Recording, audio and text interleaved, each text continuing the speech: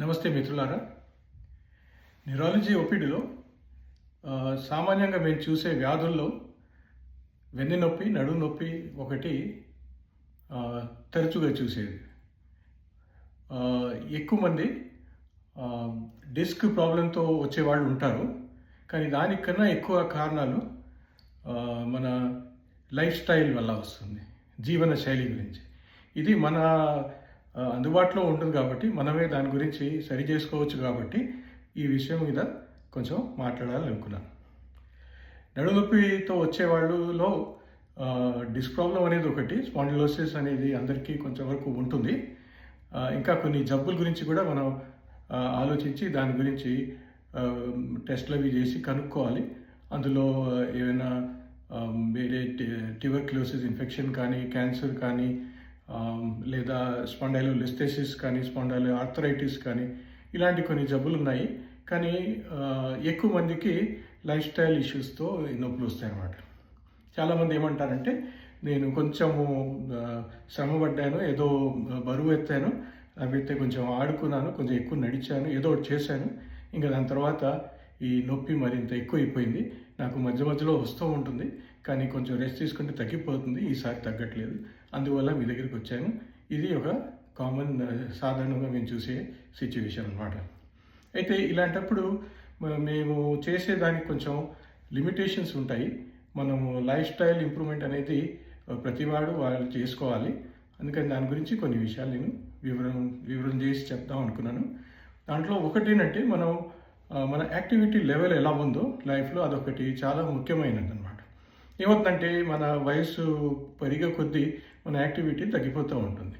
ఇంకా ముఖ్యంగా మేము ఉండేది ఇప్పుడు దుబాయ్ టౌన్. అక్కడ అన్నీ మన ఫెసిలిటీస్ ఎక్కువగా ఉంటాయి కాబట్టి నడిచే అవకాశం చాలా తక్కువ ఉంటుంది. ఇంటి నుంచి బయలుదేరినప్పుడు బండిలో ఎక్కుతాము, బండి నుంచి దిగినప్పుడు మనం ఆఫీస్కి వెళ్ళిపోతాము, ఇలా ఉంటుందన్నమాట. ఆ లైఫ్లో ఇలా ఎక్సర్సైజ్, వ్యాయామం చేయడానికి అవకాశం చాలా తక్కువ ఉండడం వల్ల ఇది ఒకటి ప్రాబ్లం క్రియేట్ అవుతుంది అన్నమాట. ఇంకొకటి ఏంటంటే, వయసు పెరిగే కొద్దీ ఆడుకోవడాలు, నడిచి వెళ్ళటము, వేరే యాక్టివిటీస్ చేయడం అనేది కూడా తగ్గిపోతూ ఉంటుంది. దీంతోపాటు ఇంకొకటి ఏంటంటే, మనము మన తినే పదార్థాలు, తిండిలో మనం ఏం తగ్గించుకోము, కొంచెం ఎక్కువే చేస్తూ ఉంటాము. అందువల్ల కూడా బరువు పెరిగిపోతూ ఉంటుంది. మన యాక్టివిటీ తగ్గడము, ఇంకా మన ఫుడ్ ఇంటేక్ కంటిన్యూ అవ్వడం వల్ల కొంచెం బరువు ఎక్కడము, ఆ బరువు ఎక్కే వల్ల కూడా నడుము నొప్పి కొంచెం ఎక్కువ అవుతుంది అన్నమాట. ఇవన్నీ లాంగ్ టర్మ్ ఇష్యూస్. మనకి 20 ఏళ్ళ వయసులో ఉన్న వ్యక్తి 40-50 ఏళ్ళు వచ్చేటప్పటికి ఈ ప్రాబ్లమ్స్ బాగా ఎక్కువైపోతాయి. ఇంకా దాన్ని రివర్స్ చేయడం కూడా అంత సులభం కాదు, అంత త్వరగా జరిగేది కూడా కాదు. అందుకని ఈ విషయం బ్యాక్గ్రౌండ్లో ఉంటుంది అన్నమాట.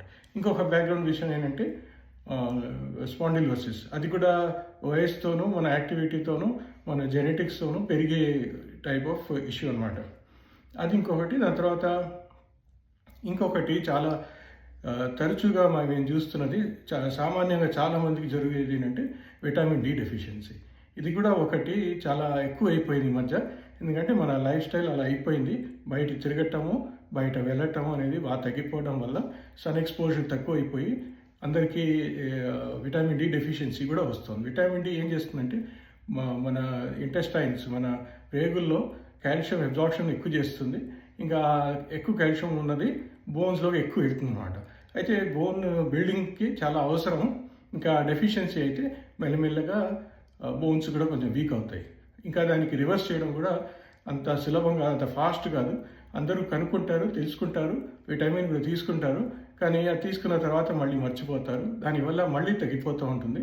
ఎందుకంటే మన లైఫ్ స్టైల్ మారట్లేదు కాబట్టి, సన్ ఎక్స్పోజర్ ఎక్కువ అవ్వట్లేదు కాబట్టి విటమిన్ డి డెఫిషియన్సీ అలా ఉందో అలాగే ఉండిపోతుంది అన్నమాట. అందుకని ఇంకొక విషయం ఏంటంటే, విటమిన్ డి కూడా మనం ఫ్రీక్వెంట్లీ, రెగ్యులర్గా తీసుకోవాల్సిన అవసరం ఉంది. అయితే ఇవన్నీ కారణాల వల్ల దీంట్లో ఇంకొకటి ఏంటంటే, మన యాక్టివిటీ లెవెల్ తక్కువ ఉండడం, ఎక్కువసేపు కూర్చుని పని చేయడము, కంప్యూటర్ల ముందు కూర్చోవడము, తర్వాత లేచి నిలబడడం కానీ, నడవటం కానీ, బెండింగ్ ఎక్సర్సైజ్ కానీ ఇట్లాంటివి చేయకపోవడం, వీటి వల్ల ఏమవుతుందంటే నడుము నొప్పులు ఎక్కువ అవుతాయి అన్నమాట. సో మన పాస్చరు, మన కూర్చునే భంగిమ కూడా చాలా ముఖ్యమైనది. అందువల్ల కూడా ఈ నొప్పులు ఎక్కువ అవుతాయి అన్నమాట. అందుకని మనం ఇవన్నీ కూడా బాగు చేసుకోవాలి. లైఫ్లో కొంచెం శ్రమ పడాలి. మనం ఇంటి నుంచి బయటికి వెళ్ళి నడిచి కొంచెం ఎక్సర్సైజ్ చేస్తే మంచిది. స్విమ్మింగ్ చాలా మంచి ఎక్సర్సైజు, యోగా టైప్ ఆఫ్ ఎక్సర్సైజులు కూడా చాలా మంచిది.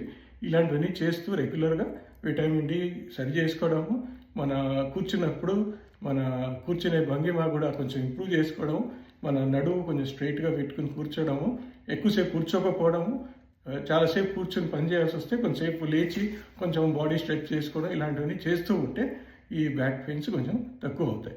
ఇంకా డీటెయిల్లో వ్యాయామం గురించి ఫ్యూచర్లో చెప్తాను. ఇది నేను జనరల్గా ఒక విషయం చెప్పాల్సింది అనుకున్నాను, అందుకని ఈ వీడియోలో చెప్పాను అనమాట. ఫ్యూచర్లో ఇంకేమైనా చెప్పాలంటే మీరు కమెంట్ చేసి చెప్పండి, ఆ విషయం గురించి నేను ఇంకా వివరంగా చెప్తాను. నమస్తే అండి, థ్యాంక్ యూ.